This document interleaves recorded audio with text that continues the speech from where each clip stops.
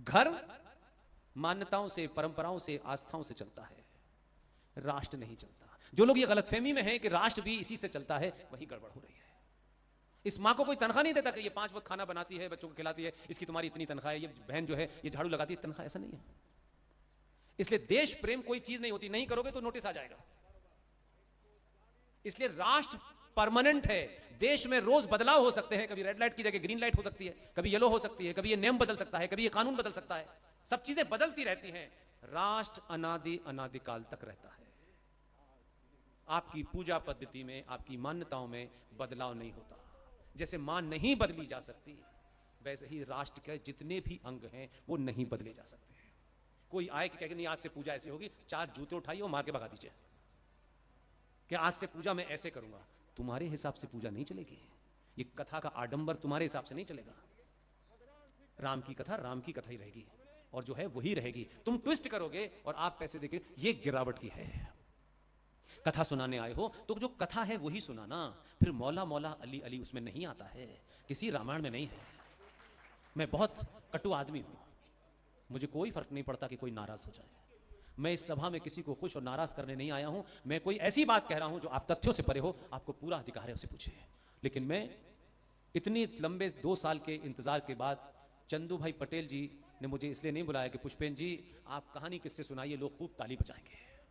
मैंने यहां आने की फीस नहीं ली है, ये पेड काम नहीं है। चंदू भाई ने खाना खिला दिया, किसी इनके दोस्त ने, क्या होटल का नाम है, जेपी रिजॉर्ट, उनके मालिक यहीं बैठे हुए हैं। मैंने कहा अपने होटल के सामने मेरी तस्वीर भी ले लीजिए ताकि लोगों को पता चले कि मैं जेपी रिजॉर्ट पर ठहरा था। न चंदू भाई को सरकार पैसे दे रही, न जेपी रिजॉर्ट के मालिक को दे रही, न उस आदमी को दे रही जो पिछले 3 दिन से लगातार मुझे गाड़ी में चला रहा है। सरकार की दी हुई सुरक्षा 7 महीने पहले थी, जब नहीं थी तब भी वही था और आज भी वही हूं।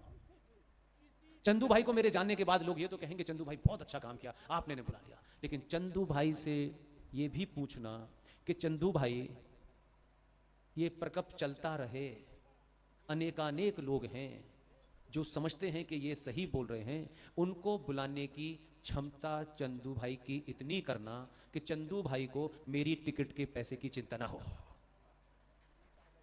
आप अपने बीच में से तय करिए क्या करना है। हम सबको जाना है, कोई ऐसा नहीं है कि यहीं रहने वाला है। आप कितना भी बड़ा आडंबर कर खड़ा कर लीजिए, कोई नहीं पूछने वाला। आप अपने रहते रहते इस सनातन सभ्यता के बारे में क्या कर सकते हैं वो करिए। किसी को फ्री खाना खिलाना उसको फ्री की आदत डाल देती है। फिर आप नहीं देते तो जो भी देता है, आप मंदिर में उसे खाना खिलाया कि ये मंदिर में आया है, आपने खाना खिला दिया, और मंदिर वालों ने 4 दिन खाना नहीं दिया है, तो फिर वो चांद मियां की मजार पे सर मारेगा। फिर वो अजमेर जाकर, क्योंकि उसको खाना खाना है। जो उसको खाना खिलाना है उसको कोशिश करिए कि 1 हफ्ते तक, 2 हफ्ते तक खाना खिलाएंगे। लेकिन तुझे भगवान ने 2 आंखें, 2 टांगें, 2 हाथ दिए हैं, तू भी कल से मजदूरी करना शुरू कर ताकि तेरा खाना बंद हो, अपने आप कमा। हमने एक बीमारों की फौज खड़ी कर ली है। इन्हें खाना भी चाहिए, बिजली भी फ्री चाहिए, सोना भी फ्री चाहिए, इन्हें कुछ पैसा भी चाहिए। वो समाज में जिनको खाना फ्री दे देते हैं आप, फिर वो खाना ना अपना छीनता है ना दूसरे का छीनता है। ये खाना फ्री खिला करके आप कोई सेवा नहीं कर रहे, बल्कि उस आदमी को और उसके आने वाली नस्लों को अनंत काल तक मानसिक और शारीरिक अपाहिज बना रहे हो आप उसको।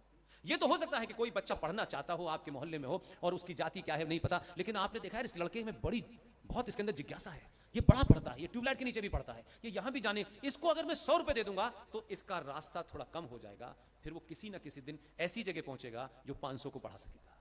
वहां तक तो है, लेकिन रोज किसी को खाना खिला दिया आपने पुण्य नहीं कमाया, आपके अंदर गिल्ट है, कुछ आपने बेईमानी की हुई है, आप उस गिल्ट को छुपाने के लिए खाना खिला रहे हो। इसलिए ये सुनने में अच्छा लगता है, सुनने से कुछ नहीं होता। जमीन पे क्या है, आप उसे वॉरियर बनाइए ना। वो अपने खाने के लिए लड़े, अपने कमाने के लिए लड़े, उसे तो आपने मानसिक अपाहिज बना दिया है। लाखों लोग मंदिरों के, उनको खाना ही तो है उनको। जमीन पे सोने के कोई पैसे लगते हैं क्या? पानी फ्री में है, पी लो, खाना खा लिया, बस जीवन खत्म। आज यहां खाया, कल वहां खाया, वहां नहीं वहां खाया, किसी ने अजमेर में जाके खाया, किसी ने दरगाह में जाके खाया, कोई हजरत निजामुद्दीन पे पहुंच गया, वहां नहीं मिला तो यहां चला गया, गुरुद्वारे के बाहर पहुंच गया। कहीं ना कहीं खाना ही तो मिलना है। तुम्हारी जरूरत क्या है फिर इस धरती पे भाई? तुम खाना खाने के लिए जिंदा हो तो मर जाओ, ज्यादा अच्छा है। बोझ क्यों बने हुए उस धरती पे? ये खाना उसको पढ़ाएंगे जो बेचारा पढ़ना चाहता था, उसके घर में एक खाना, भाई तू पढ़ता है, पढ़, कोई बात नहीं, हम तेरी फीस देंगे। तब वो जाके कुछ करेगा। लाखों लोग इस देश के अंदर फ्री खाना बंटता है, भंडारा चलता है। भाई क्यों चलाना है ये भंडारा? भाई जिसने यहां खाना खा लिया कल वो कहीं और खाना खाएगा, वो नहीं दोगे वो कहीं और खाना खाएगा, उसकी प्रॉब्लम तो सॉल्व ही नहीं हुई। और आप कब तक आप भंडारा चलाओगे? आप इतने रईस आदमी हो कि आप भंडारी रोज चलाओगे। आप पैसा कमा रहे हो, ठीक है, बहुत पैसा कमाया, अच्छी बात है। मैंने कहा कि उस पैसे का इस्तेमाल वहां कीजिए जो राष्ट्र को मजबूत करे। आप मंदिर बनवाते हैं, करोड़ों करोड़ों के मंदिर बन रहे हैं, जो आदिकाल के मंदिर है वो तो आपके पास है नहीं, अनादि अनादिकाल के मंदिर आपके पास नहीं है, लेकिन एक नया मंदिर बना दिया, वहां भी चढ़ावा चढ़ रहा है। तो मंदिर में से चाणक्य कितने पैदा किया आपने? ये मंदिर की रक्षा कौन करेगा? अगर आप नहीं किया होता तो ये बाबर ने तोड़ा, ये औरंगजेब ने तोड़ा, ये दुनिया भर के थे, तब भी तो लोग थे, हमसे भी ज्यादा समझदार लोग थे, लेकिन ये उनके ध्यान में नहीं आया कि आपने घर जो बनाया है 10 करोड़ का, इसकी सुरक्षा कौन करेगा? पुलिस। फिर आपको 550 साल के बाद एक आदमी आया तब मंदिर बना। 550 साल तक आप ऐसी हवा में घूम रहे थे, तो वही चीज क्यों दोहरा रहे हैं? जैसे अपने घर की सुरक्षा करते हैं वैसे उस मंदिर की भी सुरक्षा होनी चाहिए। आपको मालूम है कि समाज के अंदर लोग हैं जो मंदिर, उनको पता है कि मस्जिद में जाएंगे तो जूते मिलेंगे, उनको मालूम है कि मंदिर में जाएंगे तो क्या मिलेगा, इसलिए मस्जिद में क्या रखा है? वहां तो नमाज पढ़ने वालों के जूते हैं, टायर की चप्पल हैं, वो लेके क्या करेगा? उसको मालूम है कि मंदिर में चोरी करूंगा तो मुझे सोने की मूर्ति भी मिल गई तो मेरा तो जीवन धन हो गया।